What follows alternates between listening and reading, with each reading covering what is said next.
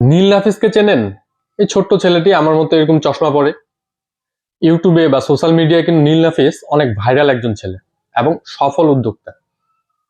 ও আসলে কিভাবে এত সফল হলো বা জীবনে সাকসেস হলো, তার ছোট্ট একটি আমি সিস্টেম বলি। সে যে পদ্ধতি অবলম্বন করেছে, তার সর্বপ্রথম বিষয় হচ্ছে সে মানুষকে কথা বলে আকৃষ্ট করতে পারে।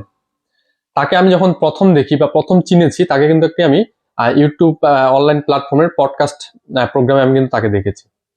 সেখানে সে তার ভিডিও এজেন্সি সম্পর্কে কথা বলেছে।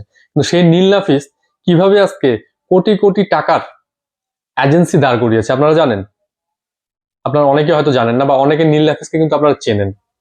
এই নীল নাফিসের যে এজেন্সি, সেই এজেন্সি কিন্তু আমি দেখিনি, আপনারাও দেখেননি, বা তার যে ফলোয়ার্সরা রয়েছে তারাও কিন্তু নীল নাফিসের এজেন্সিতে কখনো যে কাজ করেনি বা কাজ করায়ও নেয়নি কারো দ্বারাই। কিন্তু নীল নাফিস অনেক ভাইরাল কিন্তু, এবং সকলের কাছে অনেক জনপ্রিয়।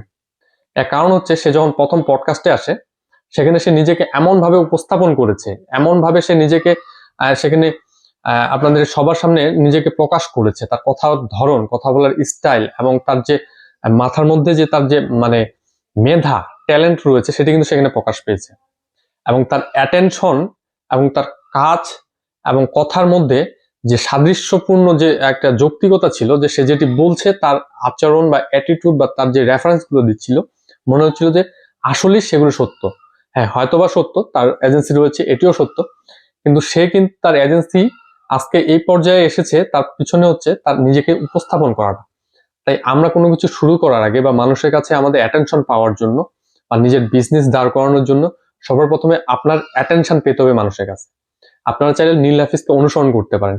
এই নীল নাফিস যখন পডকাস্টে প্রথম আসলো, পডকাস্টের মাধ্যমে কিন্তু সে মানুষের কাছে পরিচিতি লাভ করছে। এখন সে কিন্তু নিজেই একটি ইউটিউব চ্যানেল দাঁড় করিয়ে ফেলেছে, এবং সেই ইউটিউব চ্যানেলে এখন সে ভিডিও আপলোড করলে, পাবলিশ করলে কিন্তু মিলিয়ন মিলিয়ন ভিউ।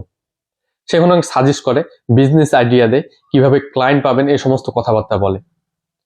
অথচ দেখেন, এই নীল নাফিসকে আমরা কেউ চিনতাম না, তো কারণ সোশ্যাল মিডিয়ার মাধ্যমে এবং একটি পডকাস্ট অনুষ্ঠানের মাধ্যমে কিন্তু সে আজকে ব্যাপকভাবে পরিচিতি লাভ করেছে।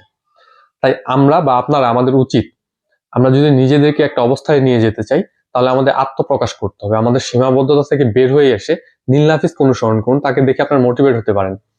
এত সুন্দরভাবে কথা বলে, এত সুন্দরভাবে উপস্থাপন করে, যেন চোখের সামনে সবকিছু হচ্ছে, এমন একটি অবস্থা।